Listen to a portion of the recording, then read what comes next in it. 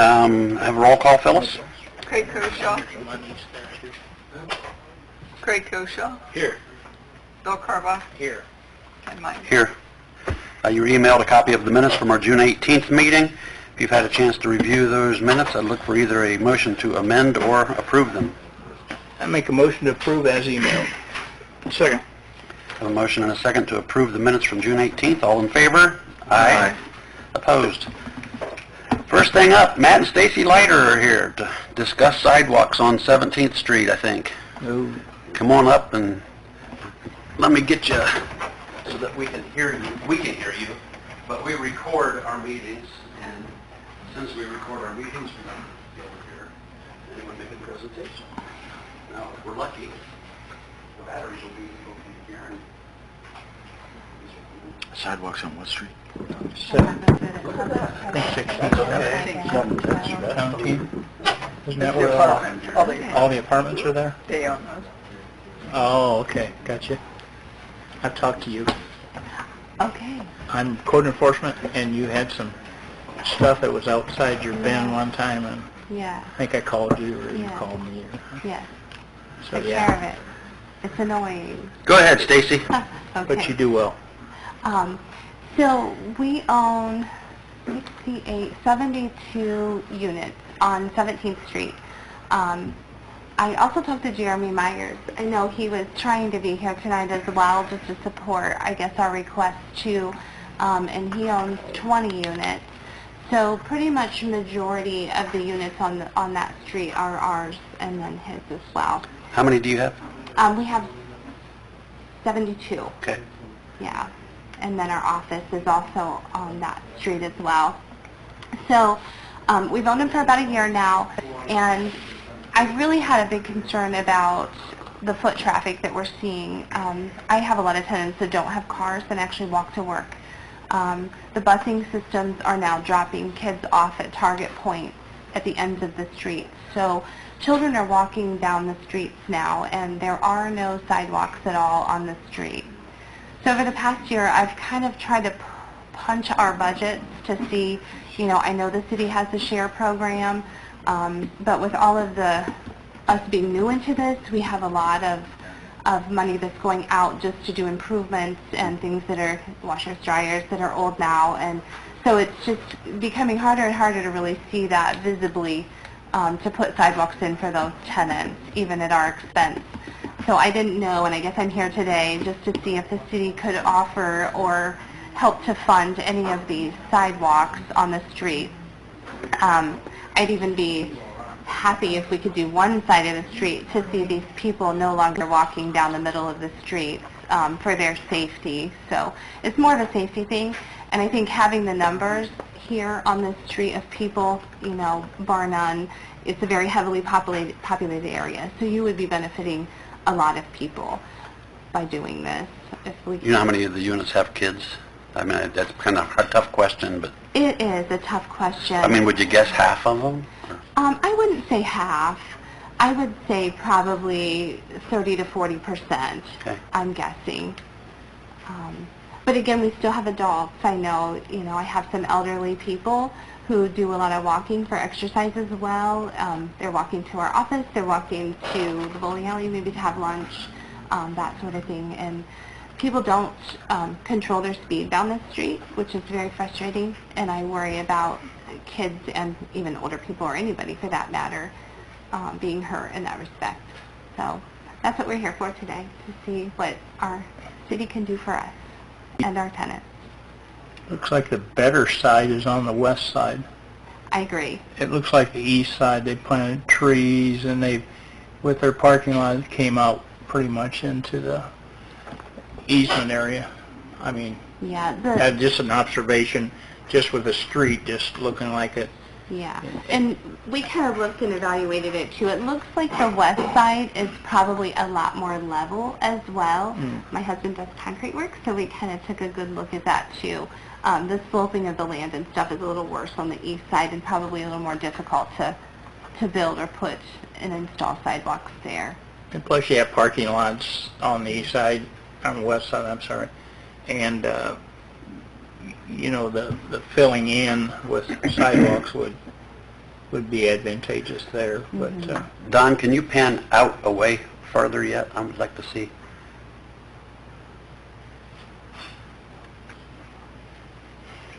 It's a long street.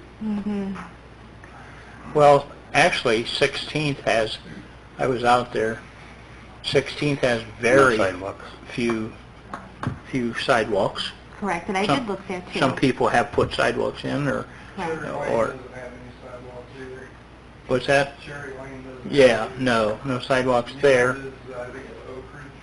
Right, the last street. Yeah. Nor does a lot of the streets in Anthony Wayne Meadows. I mean, there's a lot of places around town. Yeah, that we- exactly. Sure. I just thought maybe it would be a consideration for the city with the amount of people living there and, you know, the tax money that we do put in. Again, I've tried to budget and it's just so far off, I just don't think it's really feasible for a while. So I thought I would give it a shot to see. Matt, you got any idea what it would cost? Doing concrete work, I thought maybe you'd know that. He's never really run major. Yeah. But we would be happy to do that as well, if that would help with some of the decisions. I know there's a couple of places in town, and I've noticed, actually he did a sidewalk behind back 40, and there's nothing, you know, there's really nothing there. Yeah, And the primary reason probably for that is because it's newer, and the ordinances now say that when things are built, there has to be sidewalks, okay, gotcha. which that goes back to Yeah, 70s, for sure. 80s. 80s. Yeah. Some of it was 70s, because I remember I worked there. I just did it like 7 years ago. Yeah. Yeah, you did. 1,300 feet. The problem Yeah, but you that, take out for driveways and whatever too, Don. the problem, Stacy, as a city, and I've been on the planning board and the board of zoning appeals, and when we had an area that was being developed, and maybe it was just in the corner, and the sidewalks went, there was no sidewalks around, Sure. we as a city, and I'm at fault the biggest probably, but, and Kurt pointed out that in our ordinance now we ask that people develop sidewalks. I always call them sidewalks to nowhere, okay? But as everything develops, Sure. all of a sudden the sidewalks do go somewhere. Sure. So, yeah, as a city, I think we were a little negligent for years on sidewalks, but I have a question, Don. On, where's the utilities on that street? Underground utilities? Water's out in the street. sewer behind the curb. Behind the curb on both sides?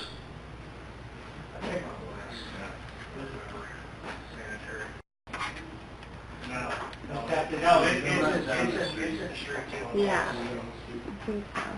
Both of them are about 8 or 10 feet apart on the west side and the southbound way. Utilities are all on the street. Okay. Storm and sanitary run down the west side. Water's on the east side. As a city, what will we have to do, Tim? We have to go get right-of-ways to put city sidewalks in every one of those pieces of property? Well, it depends on whether you're putting it in the existing right of way. If you're not, then you would. You know, if you have a 40-foot right of way for the street, you know, that runs up into where there's grass now. So if you put the sidewalk in the street right of way, you wouldn't have to acquire a private way from an individual. But if it's not in the street right of way, then in order for the city to put in a sidewalk, you'd have to get that. And that would be an additional cost. What is the ordinance, or city ordinance on width for use? Of sidewalks? Yeah. Kurt, 5, I think. we just changed it 5 and 5. What's the ordinance say for width of pedestrian sidewalk? 5 feet? How thick? And thick. Yeah, 5 and, 5 and 5, yeah. I know of that, but I'm not sure what they're paying anymore, because I haven't been here in a while, but he said it was about about 1,300 feet, but He said 1,300 feet, but you're gonna take out driveways. probably Right. about 300 feet at least-ish. Only 50 foot? From center? Can you tell how wide that street is? 25 from center, or is it 50 from center? No, it's 25 from center each way. We've got plenty of room. Yeah, 25-foot wide street, way low. Okay. 26 and a half. Okay. I think isn't it 5 1/4 square foot is your, what you pay? 575. Okay.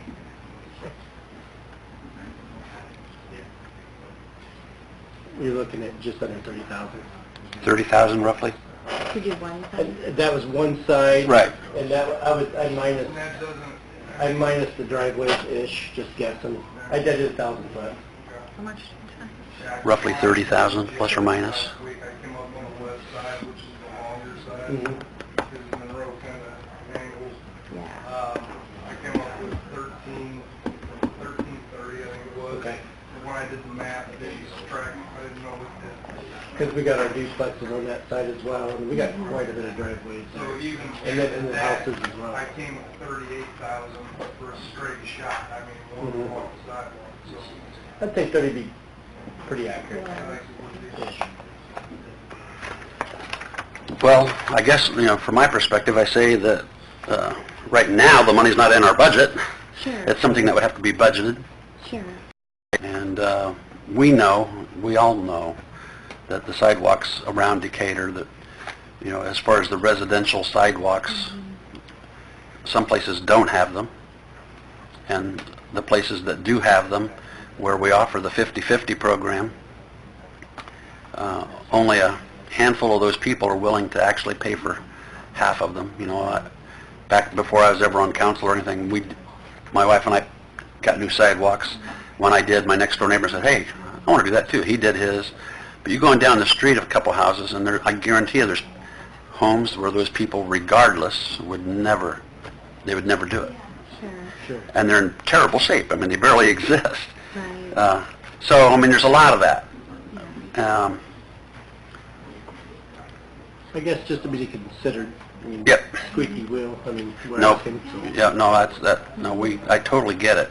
And again, it's a safety thing. know We're what? working really hard to increase the quality that we have there on that street, and we're working really, really hard. We're dedicated to, and we are reinvesting to try and upgrade, and like I said, things are going bad Yeah. like crazy right now. It's kind of been a rough month, so, I was in a meeting just last night, and this very issue was brought up about sidewalks, and that was something, it was a suggestion that was made that the city needs to maybe come up with a plan, because the 50/50 program just isn't going to do it. And there is a way to do it under the law, but it requires, it's called Barrett financing, but you can finance the installation of sidewalks through that type of financing, but what it does is it's kind of a hybrid between a bond issue and a special assessment to property owners.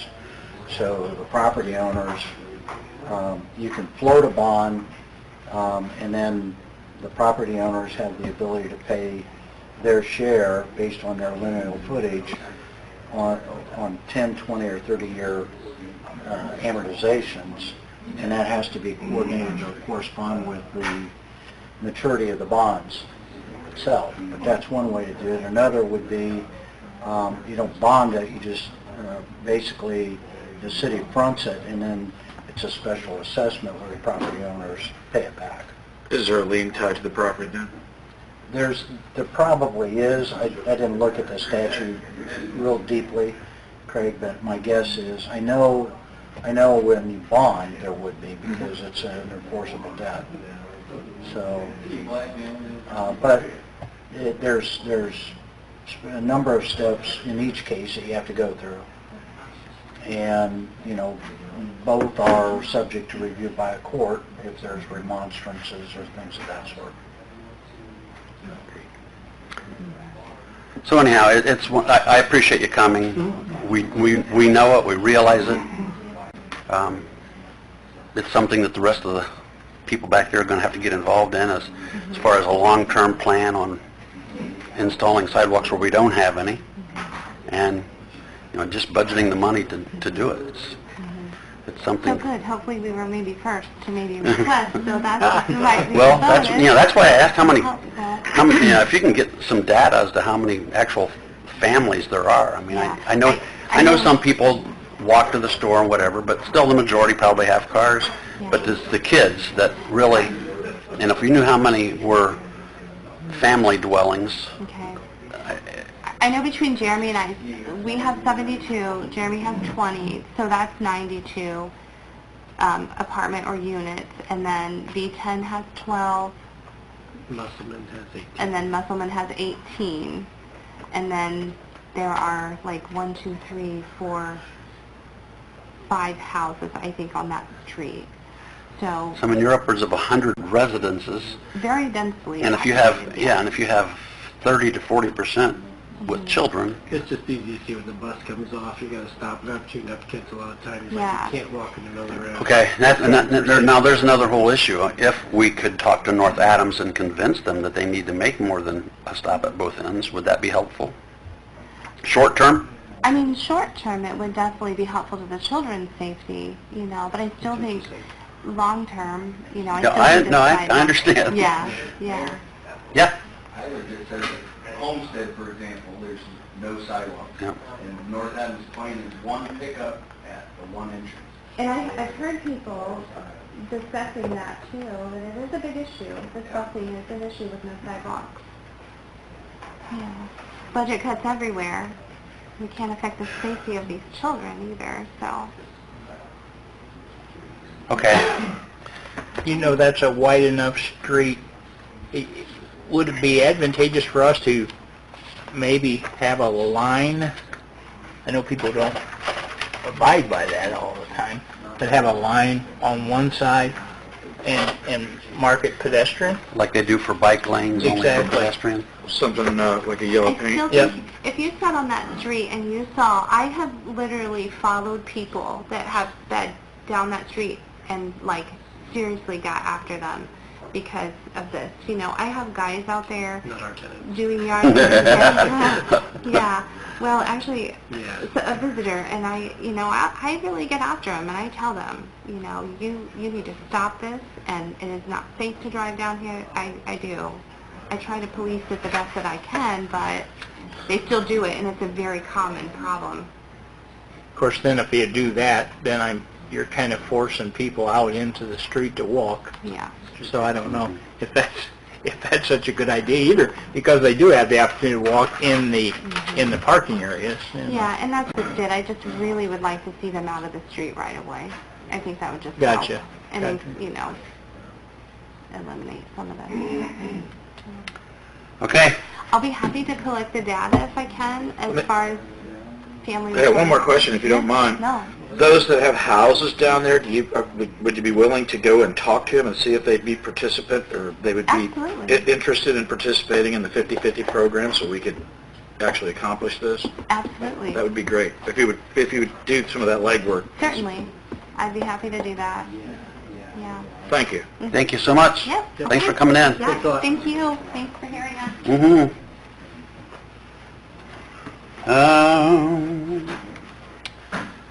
Since we have Corey here, rather than make you wait around, council members, council members, are you done back there yet? If so, I'd like you to be up here for the next thing.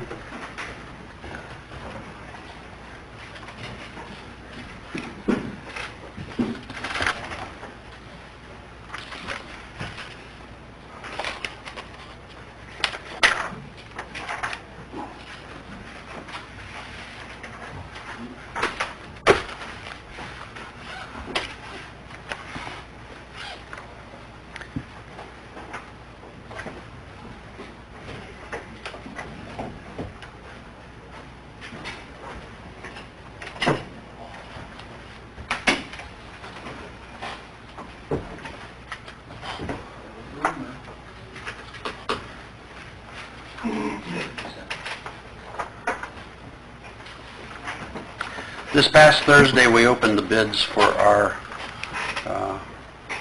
Creative Engagement Center, whatever we want to call it, at the Loft Apartments. The city was advised to budget $200,000 for this.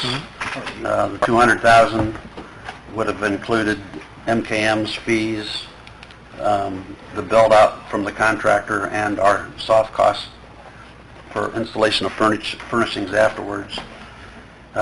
We only had 3 bidders, which I guess that's not bad, but the one that we really thought was going to bid, Wygan Construction, who was the builder of the actual Loft Apartments, didn't bid.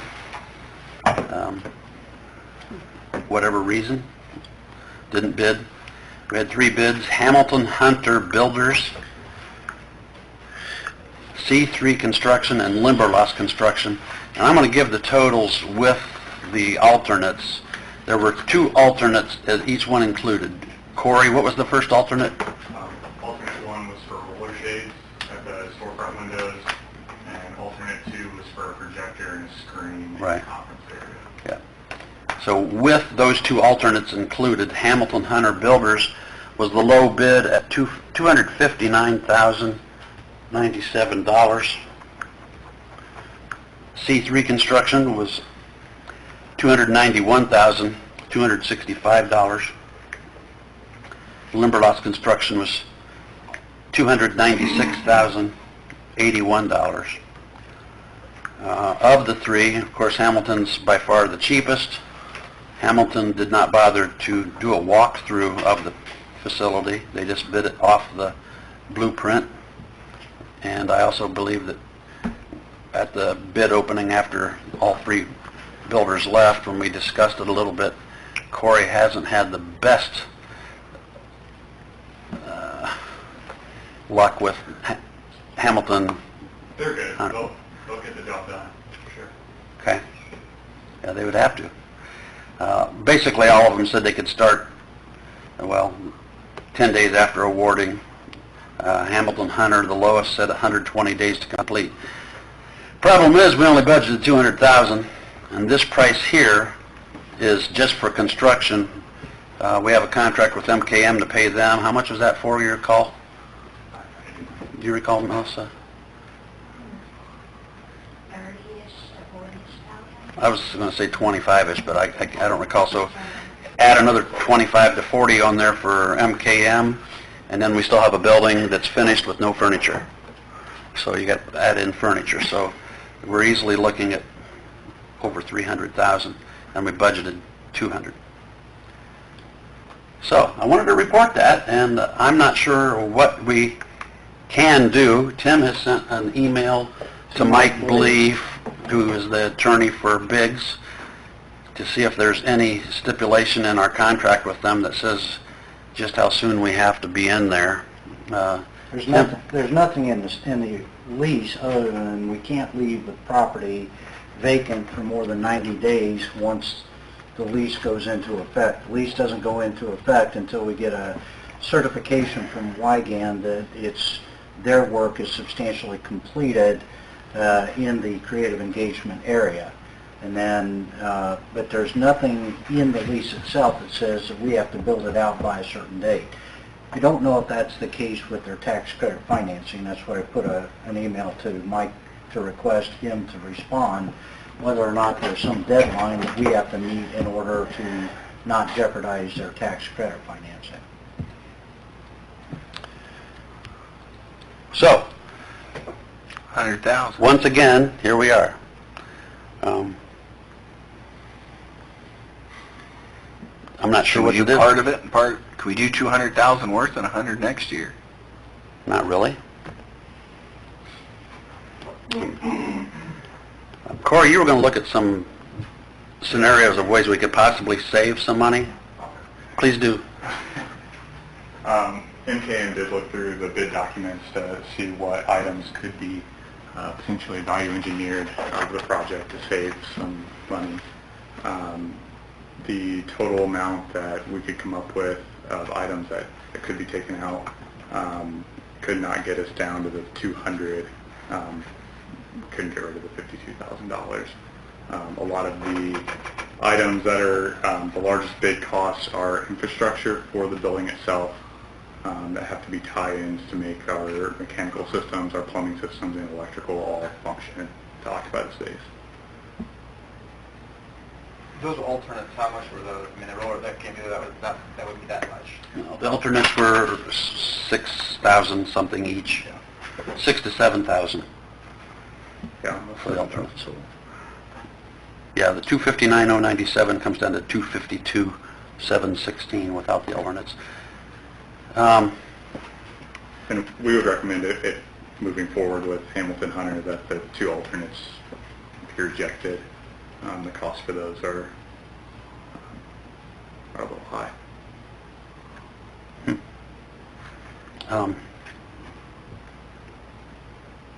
You looked over it and said that you can't find any savings if we just rough it in for now, as far as the mechanicals and plumbing and the final finishes. They're roughed in now, aren't they? Partially roughed in. So the beginning of this whole project would have been that we would have had a white box space with everything roughed in, ready to go. The reality is that we'll be provided with a gray box space, which means that we won't have rough-ins. We'll have the units for mechanical, we'll have the box for electrical, but as far as rough-ins to outlets to plumbing fixtures, they won't be there. So the project had to absorb that cost. It was supposed to be a gray space the whole time from my deal, or was it supposed to be a white space? I guess I don't know the difference. Green in this area. What's gray, what's white? Oh, a white box would be a space that has all of your branch ductwork, all of your plumbing rough-ins ready to go in the space where you're going to put a sink or you're going to put a toilet. A gray box is they provide the mechanical unit itself, they provide the electrical box for you, and then all the rough-ins and connections have to come from this project. Okay. Why did we think it was going to be white space? Because the white guy had told us that, or think? Well, I was just wondering. I guess my question was what was in the contract. I don't know that... I don't know if it was defined that way that it to was us. defined that way. What I understood is they were going to rough it out, and then we were to finish it out. So I understood that it was basically what we have. You worked with Biggs, right, on this? We did. And you worked with Wygan on this, so I mean, you have an understanding of what was supposed to be, yeah.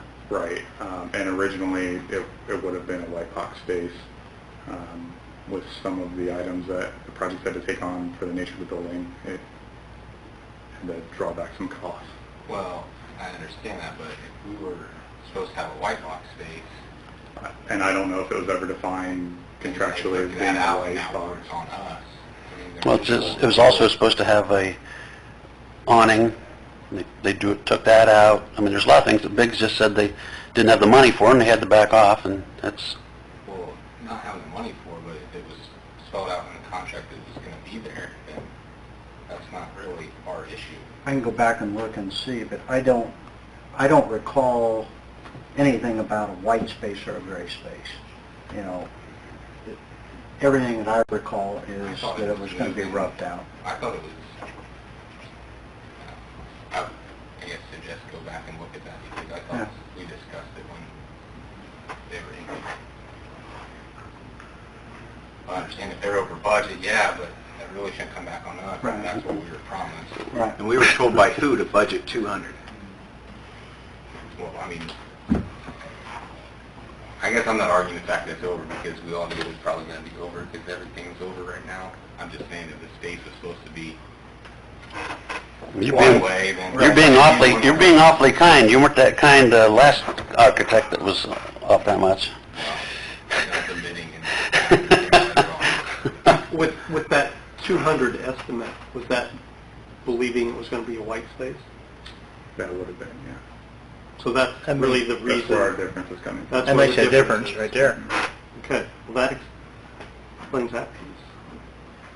It's not what you said the other day. You said it's just because everyone's busy And it is. and the economy's good. And It is the nature of... I countered you by saying that the economy was good when you told us 200 also. Yep. So now all of a sudden it's the white space thing, so, okay. But I guess, we don't have we don't have $300,000 to put into this thing right now, so until we hear from Mike Blee, I guess what we do is we table this and hope that, Corey, would it be your recommendation that we bid it again later? Or, I guess you're already saying, no, your recommendation is to go with this. Our recommendation now is to accept the 252,716. Okay, but we don't have that. I think it needs to be clarified whether it was white or gray. And I think that's where we're at right now, because if we had the thoughts, you just said you had the thoughts that it was going to be white, and was that your thoughts when you said around 200,000? So, Corey, do you have anything, emails or anything that talks about that at some point, where we can go back and see where it was, if you're saying it was to be a white space and how we got to a gray space? I'd be curious to see. We can do that. If you have anything on that, I'd appreciate it. But you don't think if we wait until this fall and bid it for a winter project that we can save money? It's a risk. They could come back in higher. Mhm.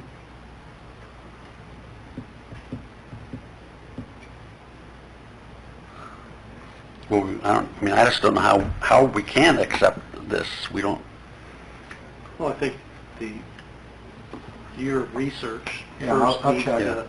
take place. I think what I would recommend is that you take no action on the bids at this point. You table it, you can hold them, I think, for up to 30 days or 60 days, whatever the Yeah, bid 60 days to requirements. hold the bid. So we've got a little bit of time to do some research. I recommend that we take these bids under advisement. Yeah, just keep them under advisement. Can't you tell them, what can you do for 200,000? Oh, yeah. But I probably need a second. Even if it was 230,000, we budgeted 200. You've got to find 30,000 somewhere.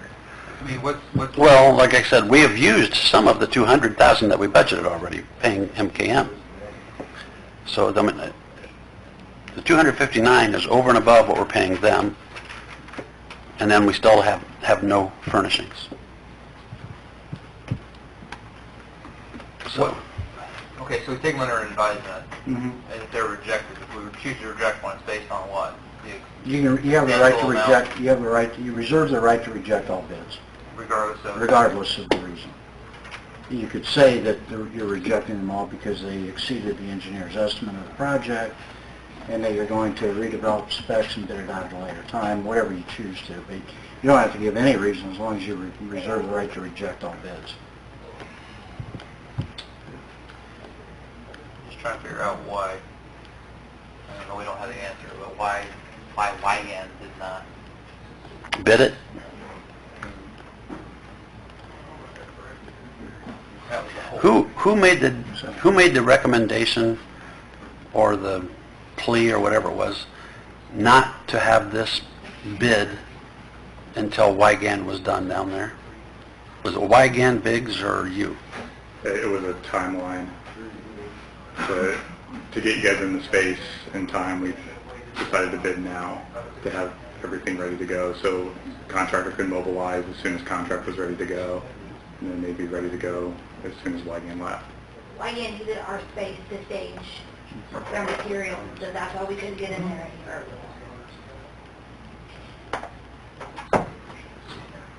I think that's a big thing if Corey thought that this unit was going to be in a white stage, which you said, and now we're handed the unit in a stage where we have to put all the work into it to make it that point. I mean, to me, that's a biggie. I think that needs Well, to unless be... it's under contract, what Corey thinks doesn't matter. Oh, I understand, but I think something like that needs to be addressed. Well, that's, yeah. That's what Tim's going to do. Yeah, gonna do. I will look at it. Yeah, And good. like I said, I want to see what you guys relied upon, and I want to see how it evolved to where we are today. Right, I mean, I definitely, when we would have those meetings in here, we would review the plans, and that was the understanding, that was the conversation, that this is going to be turned over, because they were doing the ceiling, right? They painted, the ceiling, the copper, so metal ceiling, and they reinstalled it, and it was going to be put back to a ready-to-go space just to finish out. And that's how all the plans were designed, with that in mind. Mhm. Now, if that was... I mean, I remember the conversation too, and it wasn't like, oh, close to 200 should be enough. It was like 200 should be ample. I understand.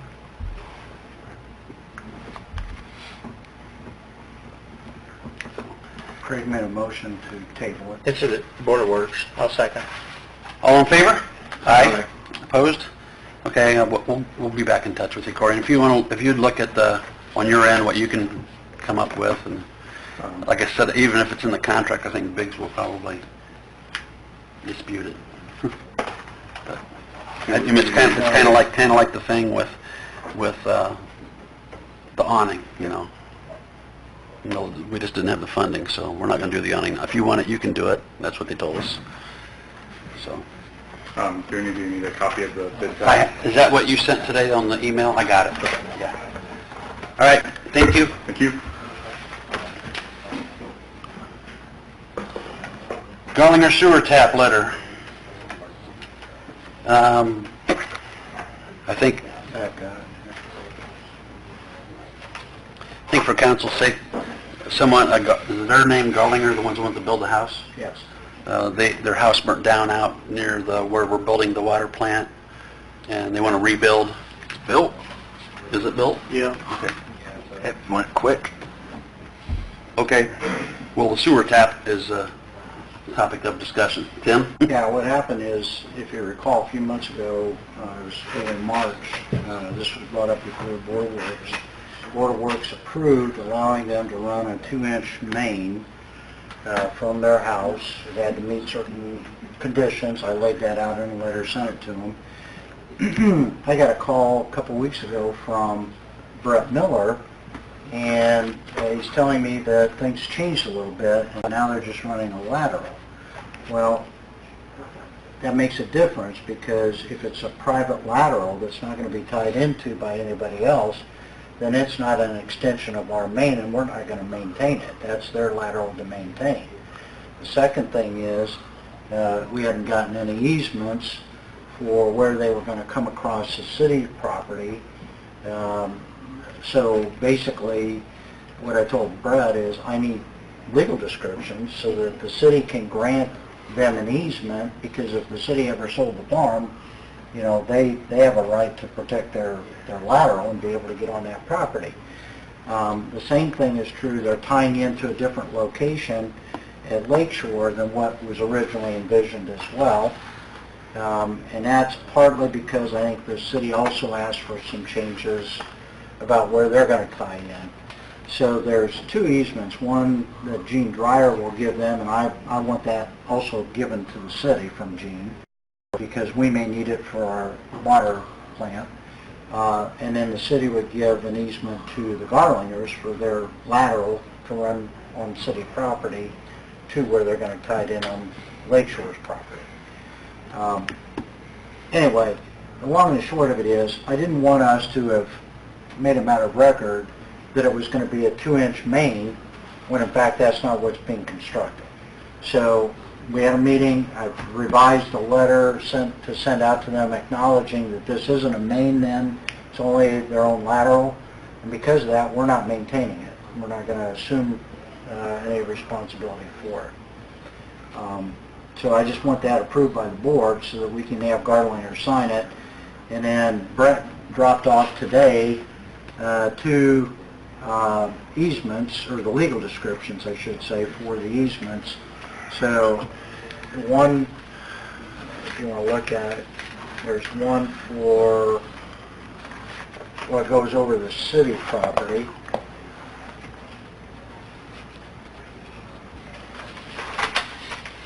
It runs along 600, and then when it gets to Lakeshore, there's a second easement that goes to where they're going to tie in at Lakeshore, and that's what Gene Dreyer would grant. So I'm not sure, not real sure why they're changing this, because they're putting in a 2-inch force main, which is exactly what we said they could put in to begin with. Is it a time consideration I don't know. or a cost?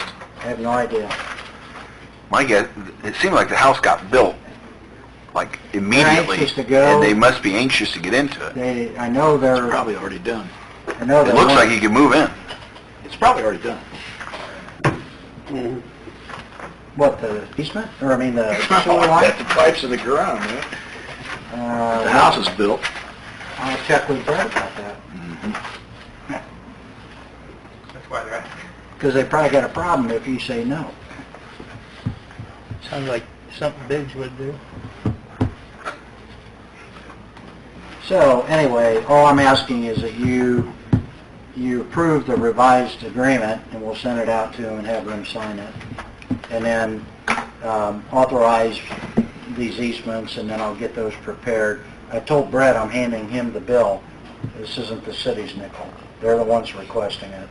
He said just give it to him and he'll include it in his bill. So, Did it meet the specifications, Kurt? Or Donnie, or whoever, who's in charge of the department? Same as the original, wasn't it, as far as... they're putting in a 2-inch force main, but it's a private lateral. It's not going to be one that we take over. Do we require that to be inspected? All inspected, yeah. Okay. They haven't put anything in the ground yet, have they? No. Okay. Sure. Why would they do that? Why would they change that? Anybody got any idea? Was it cost?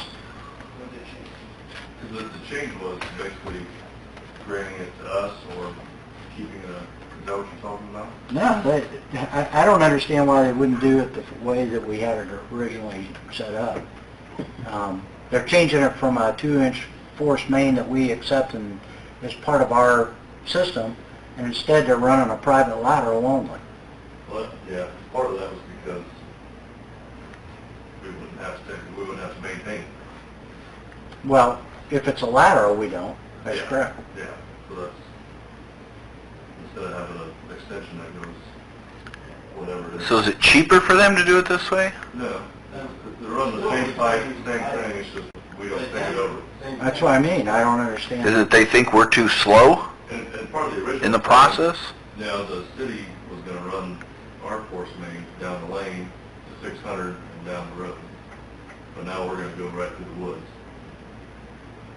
For cut costs and for other reasons. So they were eventually gonna tie into our line.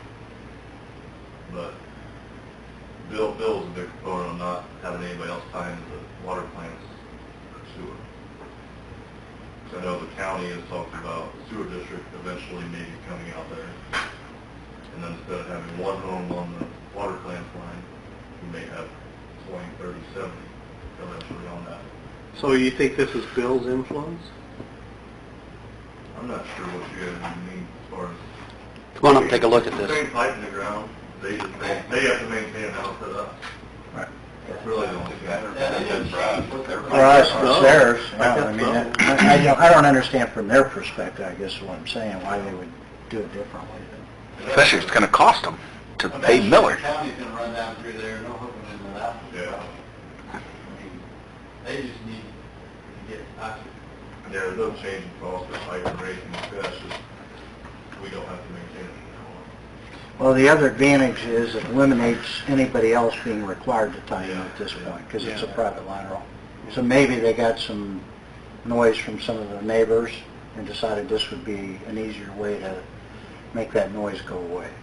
Okay. But as long as we have inspection rights, The Vogelweeds didn't like the water plant going out there. They were in here. then I'm fine with it. You guys are fine with it? Yeah. You need a motion? Just to approve the revised letter and we'll send it in. Make a motion to approve the revised letter. Second that. All in favor? Aye. Okay.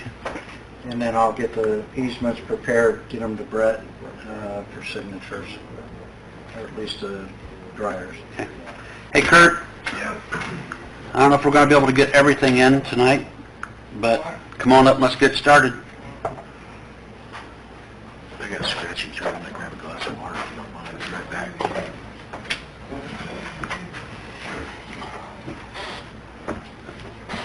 Les, you come on up too for now. We'll talk about the job description first.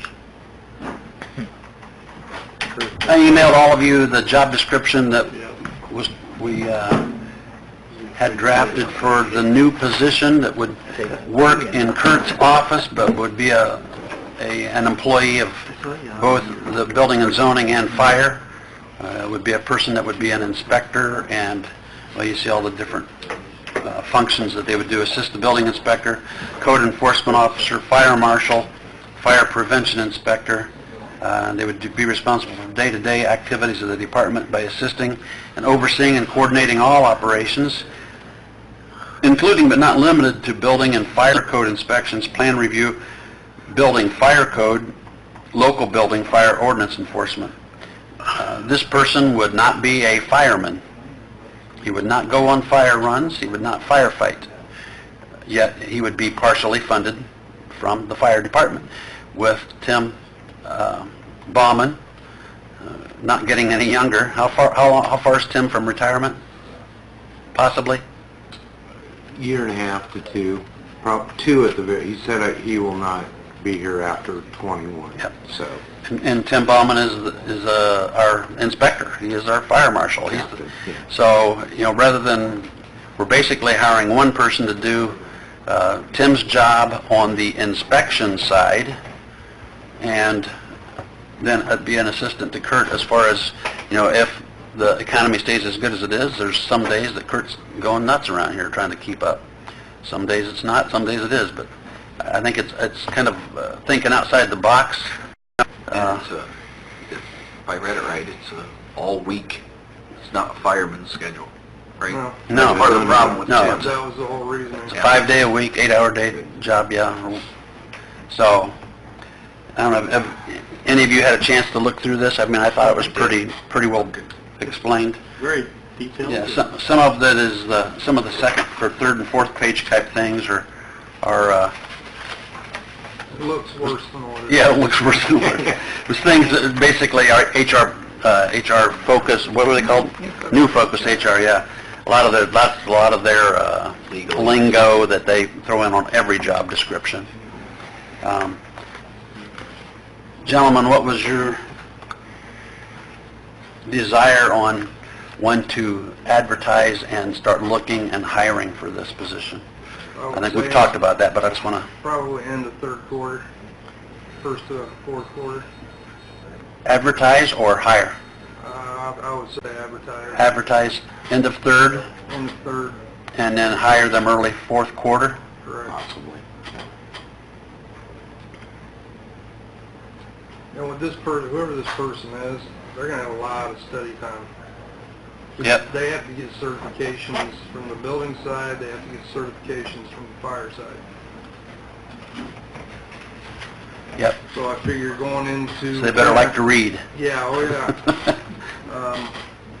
I figure going into the winter months, October, November, December, January, February, and March, that's going to be their training time. Are we earning all that? Yes, because on the building side, they can't do inspections unless they have at least one certification. And They can accompany me on an inspection, and I can train them how the inspection process work, but I can't cut them loose on their own. So you're going to hire them in October? somewhere in that range. Somewhere in that range. We'll have to amend the salary too, because we don't have that job description and salary. Okay.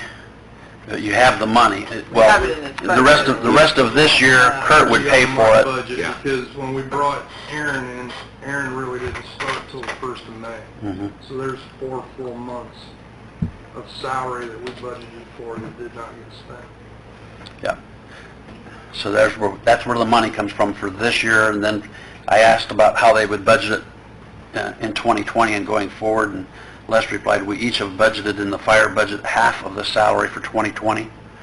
There are going to be ancillary expenses such as office supplies, computer, tablet, software for reporting or tracking fire inspections and such. I have in the 2020 budget some funds earmarked for additional expenses. If we have the inspector set up on a software that is e-friendly, there will be an upgrade to our firehouse software subscription, but is not a substantial amount of money. So anything related to fire inspections would be out of the fire budget.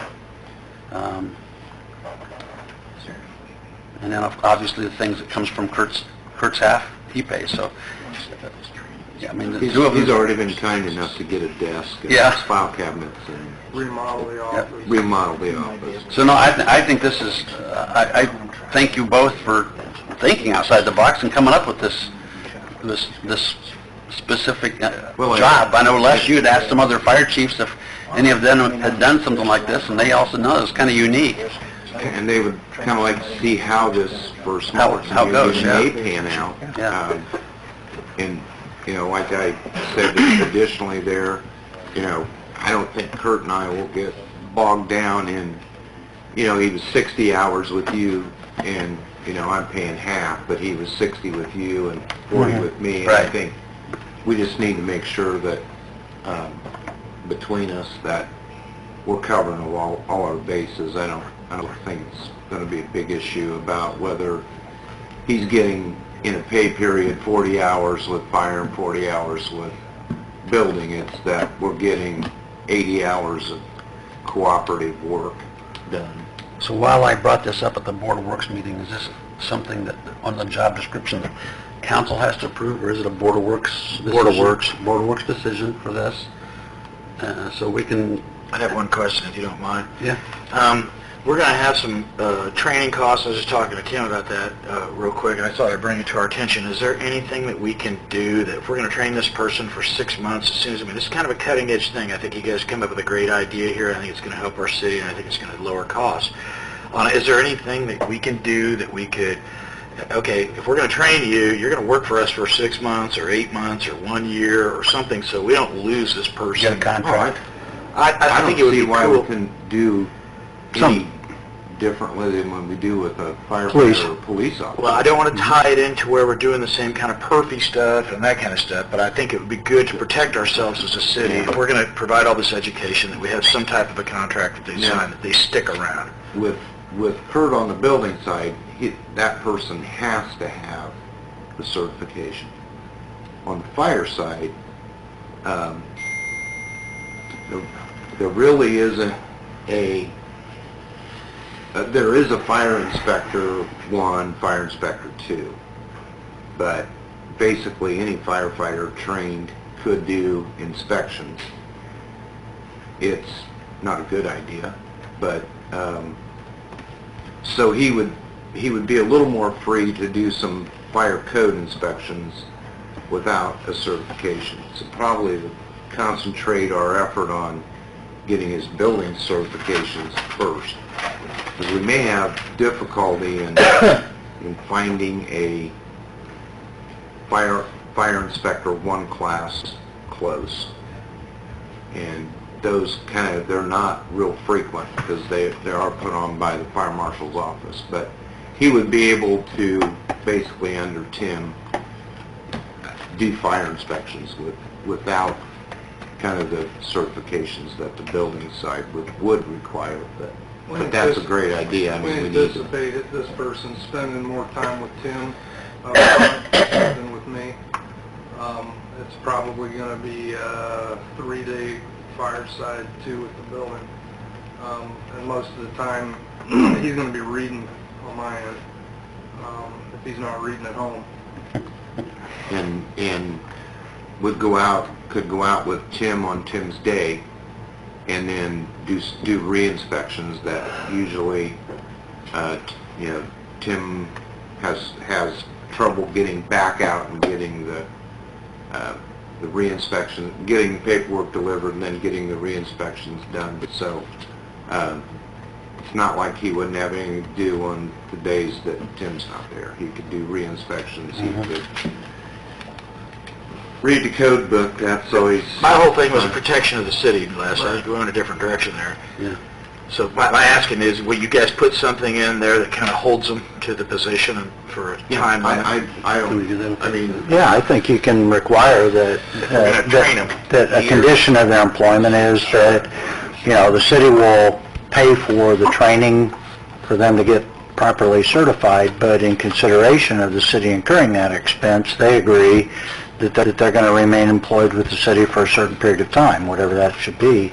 And if they don't, then they have to pay back a prorated portion of that There's amount. something in there. We like did that. positions like that, with some specialized training. On the building side, it costs $200 to take that exam. Could we, Whether you pass or We fail. used 3 years. could we put that as like a small amendment to the job description, and then, like we've done with firefighters, make a separate contract that they sign, so that, I agree. Yeah. so that... I don't think it has to be part of the It's- job description. It only has to be in Just the wanna- job description, it's just in, if Just when we before you hire. interview them and make an So it really an offer, doesn't- then okay. that's where it has to come That's in. where it comes Yeah. in. Right. Okay, good. Sounds like a perfect person would be somebody that's a reserve fireman that has building experience. Well, They're out there. Yeah, and that's the reason we're doing this, because of Tim Ballman's schedule.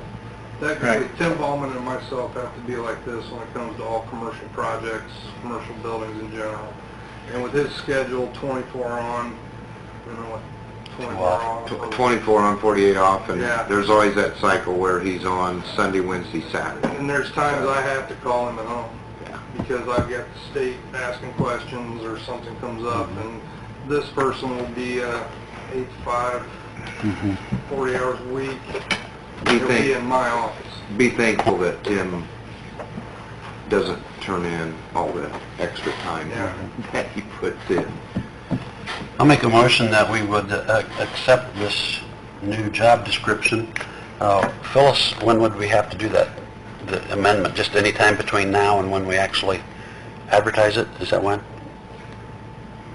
For The amendment to the... salary ordinance? Yeah, salary ordinance, yeah. Just whenever you're ready to hire, Okay. I need to have it before then. And that... Do you want and that as to a- have a contract also? Yeah, and that as a contingency, once we make an offer to the person that they're be included in the contract, some sort of... Reimbursement clause for training. I second. Okay, thank you. All in favor? Aye. Opposed? Thank you. Okay, one thing down. You can leave it right. Can I leave You it? can leave it. Building code updates discussion. I have to be honest with you, I have not had a chance to review these 10 pages or whatever it is. So was there certain things within this that was highlighted that, or is it everything? I mean, is there some things you can kind of go over? Well, some of the things we changed, let's go through my marked up version. And it definitely changed, took some stuff out of the definitions, not a big deal. Under our current code, it said any person over the age of 1 years old, living, sleeping, cooking. I don't know about you, but my son's 6 months old, he's still an occupant in my house, so kind of threw that out. We added under section 156.20, minimum building occupancy standards. We revised to every roof of a dwelling unit or building shall be equipped with inadequate gutters and downspouts capable of carrying off normal rainfall and be connected to the storm sewer where available. In this section,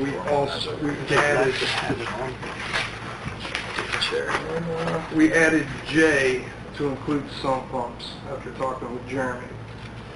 Sump pumps, however, will be acceptable upon review by the city. So they can't just hook up their sump pump from their basement into the storm sewer without our permission. So we included that. 156.21, plumbing, garbage disposal, and egress from buildings. Section B, state requirements state that you have to have a 3/4 bath in a dwelling. Our ordinance only called out for a sink and a stool. You have to have some type of wash basin or shower base for bathing. So we updated that section. Then we also, in that section, there was At the expiration of period of 5 years from the effective date of this chapter, every kitchen, sink, lavatory basin, bathtub, or shower required under the provisions of Division A through D above shall be properly connected with water line. Your guess is as good as mine. We mixed it. I had no idea what that was.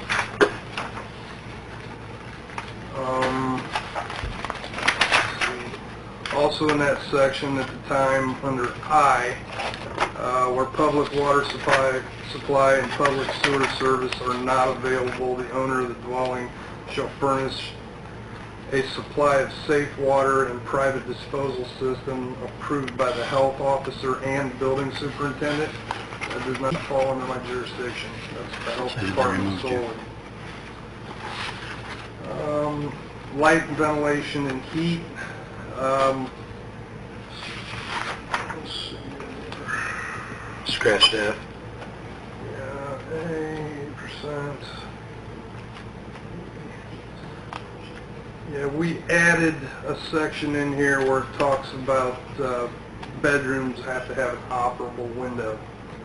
State code and regulations say that all bedroom windows have to be operable. First floor windows must open up. If it's a double hung window, bottom sash must open up to where you have 5 square feet of opening.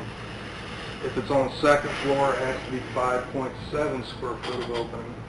That's specifically for a firefighter to be able to climb up a ladder and through the window if he has to get in and he has an air tank on. So we added that section. So a basement has to have a window that opens? Bedrooms have to have, and we'll get to that, because basements, if you have a room in a basement that can be slept in, it has to have an egressable window, which means now you have to put a window well in, and you also have to put a drainage system in with a drainage tile. Well,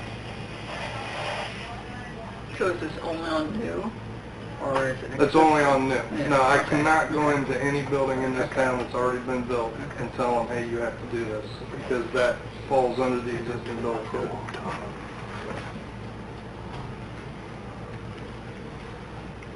Okay. We have also, under 156.22, there was a statement during the portion of each year when the health officer deems it necessary for protection against mosquitoes, flies, and other insects, yada, yada, yada. Basically, you have to add screens. We took that out. There is no code in state building code, federal building code that says you have to have a screen or a screen door on your house. So we got rid of it. Then in G, this is where we actually added every basement or cellar window used or intended to be used for ventilation and every other opening to the basement which might provide an entry for rodents shall be supplied with screens or such other devices will effectively prevent their entrance. At that section, we added another statement talking about egressable windows in basements for sleeping rooms. And then we added that section again under 156.24, use of basement as dwelling unit. We added a section that talks about egressable windows. We'll kind of repeat myself, but we need to point across because if fire breaks out and they can't escape, somebody's going to die. So. Okay. So the basement will only have to be 5 per... Basement would only have to be 5 square foot. Most of your casement windows, you put a big enough casement window and you don't have a problem with that. It's just the double hung windows that seem to be an issue. And then 156.41. Number 2. Any dwelling or dwelling unit condemned as unfit for human habitation and so designated and placarded by the health officer or the building superintendent shall be vacated within 60 days. Health department or health regulations by the state is 5 to 15 days. So we changed that as well to match the health requirements.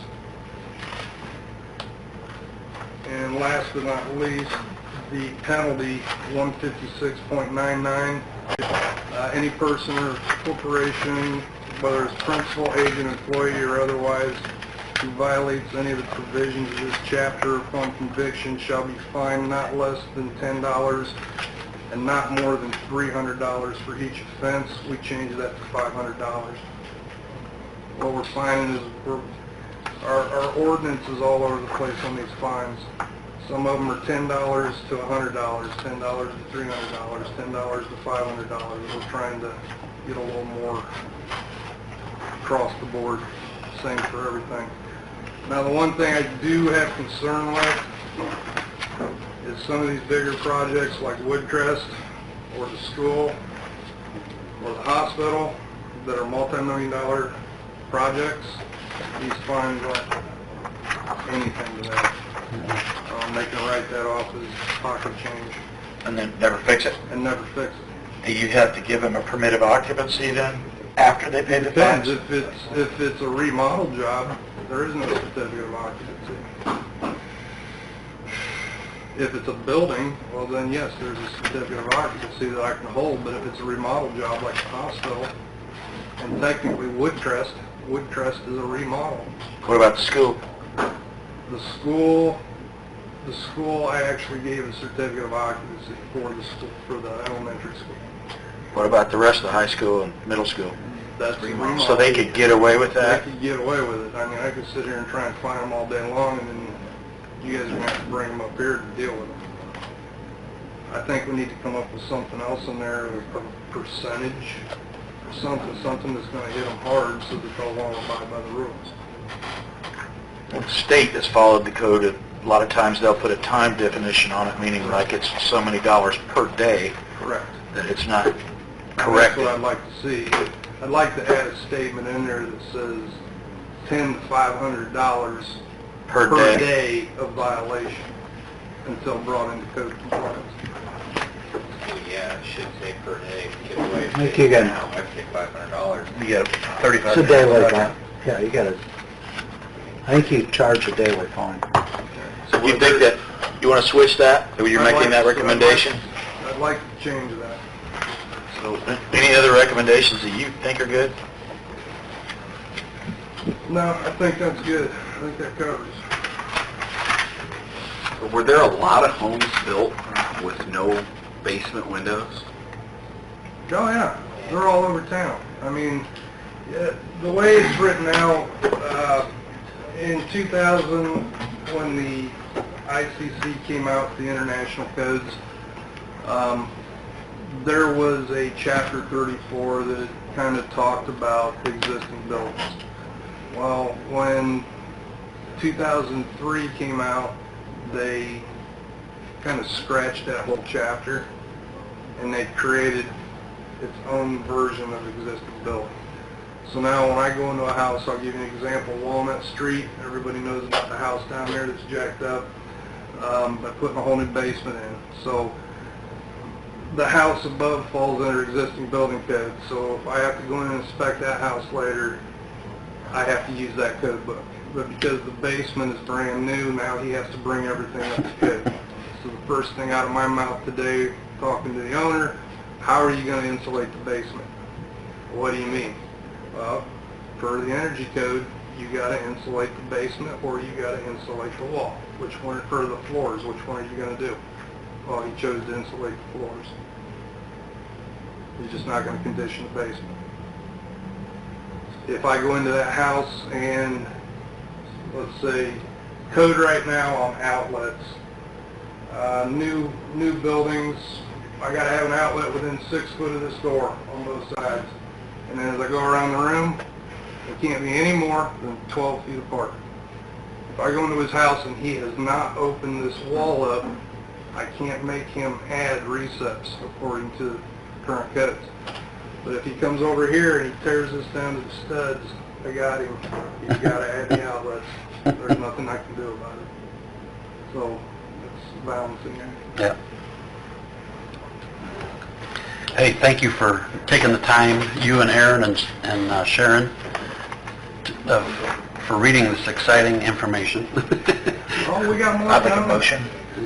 Yeah, I know, you've got more, you've emailed me some other things, but I think you did a good job here. So what, I would like to make a motion that we accept this building code with the updates that he's given us, along with on 156.99 penalty, at the end you put per day. and what will happen is Kurt's going to have to get me the final draft of this, and then that'll be attached as an exhibit to an ordinance, because you amend your code through an ordinance. So, Do we need a second? Yeah, I'll go ahead and second it. That's fine. Great, thank you. All in favor? Aye. Opposed? Good deal. We good? Yeah. Thanks, so Kurt. bad, was it? Well done. Done with him? Yep, we're done with him. Get out of here. Madison Street rules, I sent that out to everyone. Craig was in my office today, and we talked a little bit about this. Basically, the sound system. The sound, well, yeah, that, and while talking about the Madison in general, the Madison Street Plaza in general, maybe adding something. Well, first let's talk about the sound system, yeah, and then we'll talk about the other issue after we're done with that.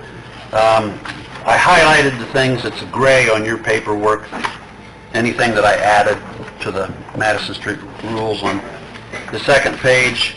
After restrooms, I added sound system. City sound system is available to use for events at the plaza as well. Only authorized personnel are to operate the system. See attached form for details. Next page didn't have any changes, nor the next one.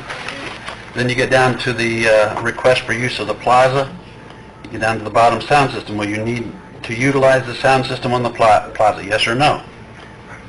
Only authorized personnel will be allowed to access the sound system. Please indicate below what time you'll need to use the sound system to allow for city personnel to arrive to set up the sound system. So they put that time that the sound system needs set up, time it would be done. Use of the sound system will require that the renter to utilize their personal device, such as an iPad, laptop, cell phone, for source of downloaded music or whatever it is they're going to play from.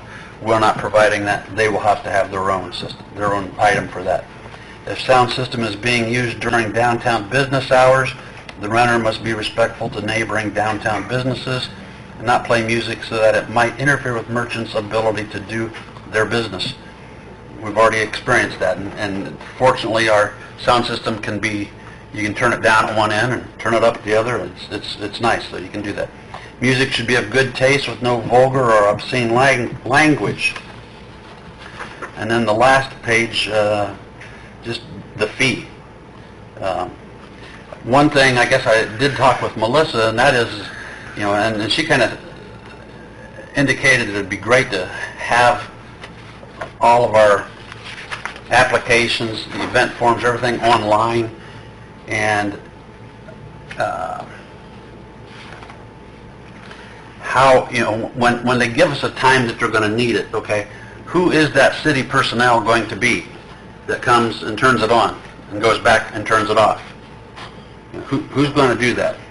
You know, we're going to, you know, the only people that we truly have working 24/7 are our police and fire, okay? Is it going to be one of them? No, you said 24/7, I said police and fire. I said police and fire as well, you know. I'm indifferent. I mean, if it's, you know, if it's a weekday, you know, we got plenty of people. If it's during the day on a weekday, but on the weekends, when this is generally going to be used, who is that person? Who is that? You know, who is the department that we're going to utilize to go down there and get it turned on for them? City council on call. City council on call. There you go. Actually, yeah, I'll listen to you. I'm sorry. my feelings are, as we've got a handful of trained the people on how to turn the thing on and turn off, and we have some, we write maybe a list of volume controls, maybe some, you know, just some good measure, if you're going to do it, kind of a list of directions on how to turn it on, and maybe post it right there, buy it, and then train our police or fire department if they're going to be on call for that during weekends or out time. If I'm there, I'm going to help. If Jeremy's Sure. around, he's gonna help, I'm sure, and Don and whoever would else be there, but yeah. Pictures. What's that? Can you get pictures? Firemen need a little more than just... I mean, I just think it'd be smart to have policemen and Well, firemen. probably, as far as like changing the controls in the main cabinet, they will not be able to do that. No. They will have the iPads adjust the limit that we allow them, so they can't blow anything up. Right. They really don't even need to do that, because they put their phone into it. Yeah, they can turn up and down. Preset it, lock everything else up. Yeah. Okay. The cabinet will not be open for them. So we can just lock that and run a cord outside the Turn it on cabinet? and off. Yeah, Give them some directions on what to do? whatever they got plugged into. Okay. I think that's pretty smart. Lenny, would you be okay with maybe having all 3 sergeants come up, learn how to operate the system? They can maybe then show their shifts accordingly. It's going to take a matter of a couple minutes. You know, so. Great. Okay. Anything that anybody see anything on here that we need to work on other than what that fee would be for the use of the sound system? I don't know that it falls in the plaza rules, but was there some sort of run-in with excise on the, do we need to do something different? We'll get to that. Okay. That was the other issue. I don't think, I mean, if you're gonna charge, I don't think you can go any more than 25. Really? I mean, what are they using it? You got a $40,000 sound system. You can use it for $25. That's, Well, what, I mean, if it's locked up and they can't do anything to it, what are they, it's being used?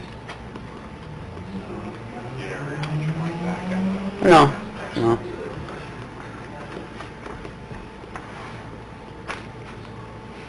$25 is cool with me. How about you? I just wrote it down. I just wrote it down. Fine. Okay, is there anything else we need to add when it comes to the sound system itself? That if there's, I mean, for the plaza whole, I would say if there's any damage that's done to this, that they will be responsible for the replace other than regular wear and tear on things in the plaza. And I think the other rules pretty much spell that out. Am I out of line, do you think, guys? No, I think Okay. you're right on, some kind of a liability clause. Yeah, if somebody, you know, knocks over a speaker or something. Get somebody arrested or... Well, you've got a liability clause in here. Okay. Where's that Do you at? think it's pretty well covered? Well, I don't know, it just says the renter should be liable for all damages to the facility, including but not limited to any damages caused by renter's own acts or acts of any persons on the leased premises as a result of the event sponsored by the renter. In addition, the renter shall indemnify and hold the city harmless for any and all damages to persons or property arising from the renter's operation or use of the plaza. So, Does that mean they're held responsible? the first part says they're liable for all damages. Okay. Do you need to put in there facility and equipment? You can add it and equipment, So that could not be... right? Okay.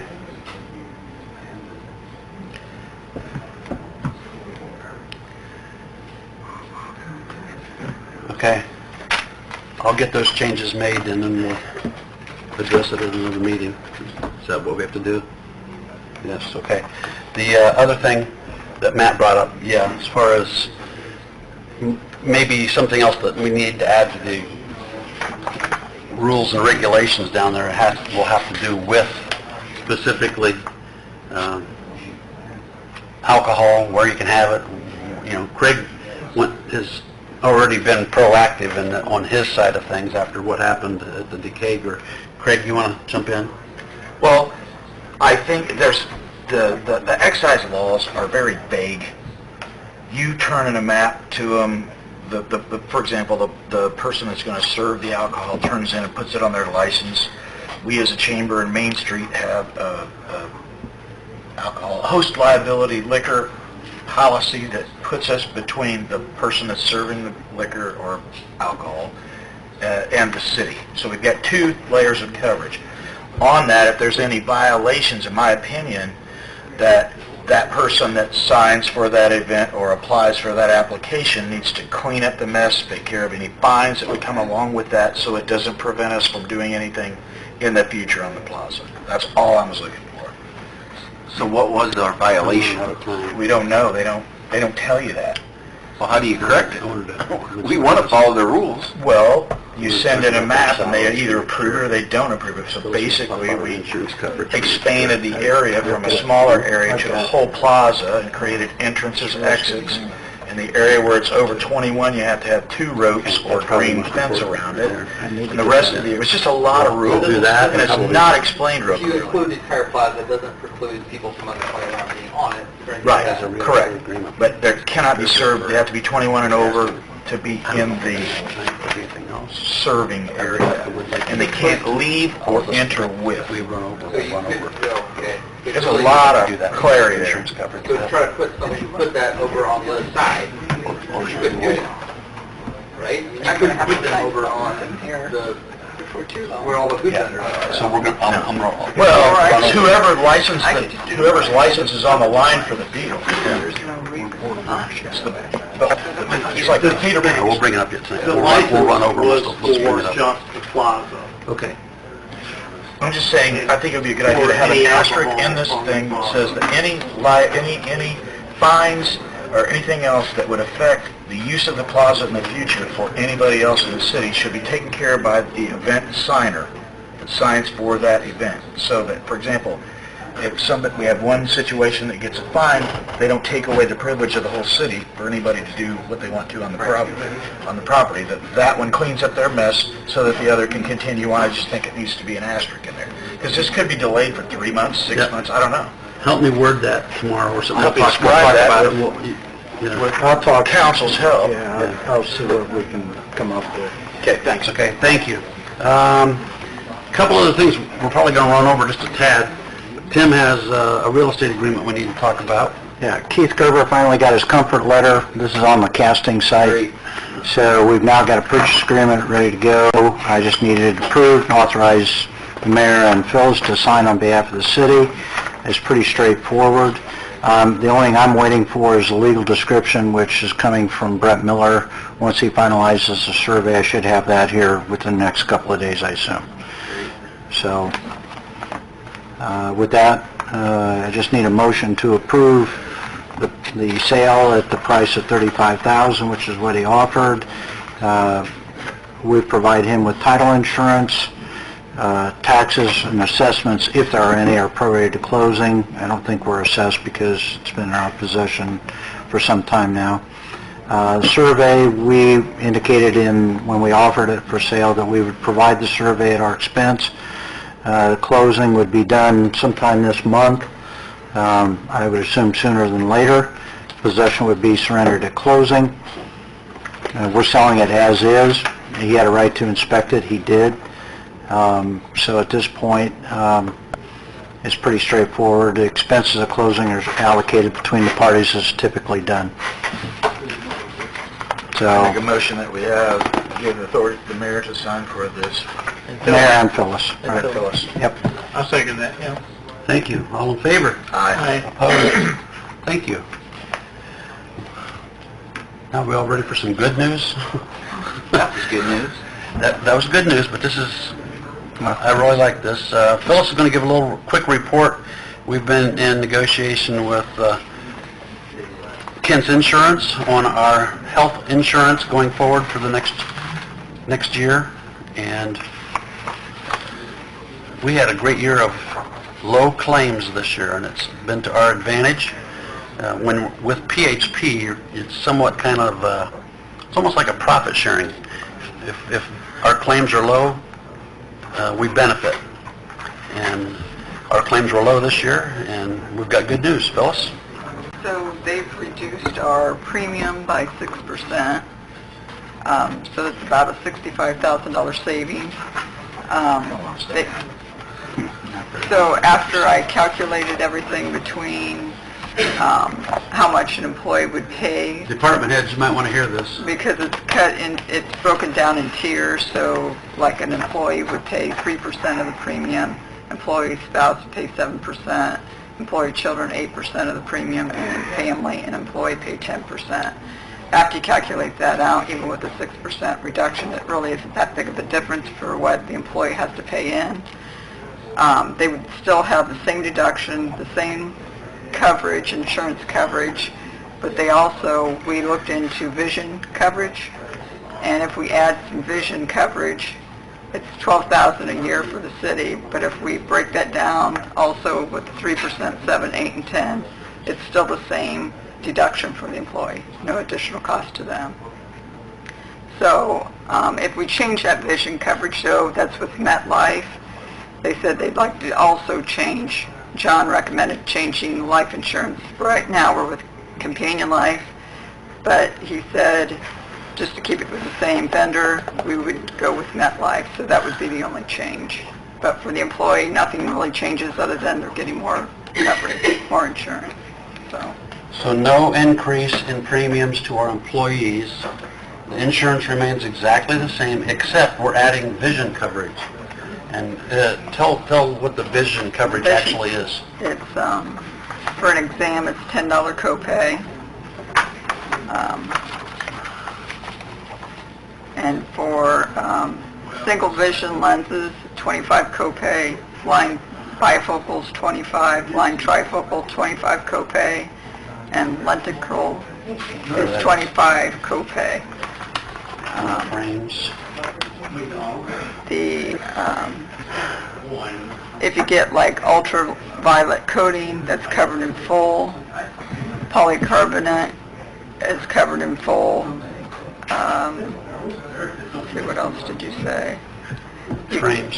Your frames, you'll receive an additional 20% off any amount that you pay over your allowance, and then $130 allowance for those. Contacts is $130 allowance. When's it go in effect? This would go into effect August 1st, so renewal. So that's great. We've had a discount on our vision, but we've never had any true coverage. This is great. So, bottom line to the employees, no increase in health insurance premiums, but better coverage receiving optical. Right. So, do I need an approval from the Board of Works on this? Or is it just something that you're reporting that we're doing? Oh, we've never had it. I mean, unless there's additional cost and they want to negotiate more, but since there's no additional cost, there's not. Phyllis did a very good job, her and Wendy, because they did get more out of PHP than what they originally proposed. I don't want to take any handle in the negotiation part because they were the tough guys.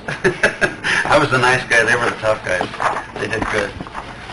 So with that, I think we'll bring the Board of Works meeting to a close. I did have a couple of other things to report.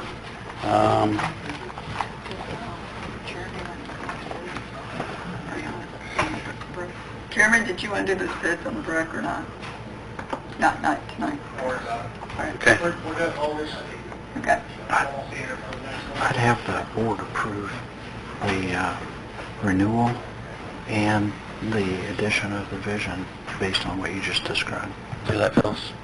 Tim would like to have the Board of Works to approve the contract and the addition of the vision for the record. So moved. And I'll second it. All in favor? Aye. We're good to go. Look for a motion to adjourn the Board of Works meeting. I'll make a motion. I'll second that. All in favor? Aye. Opposed? Board of Works meeting is adjourned.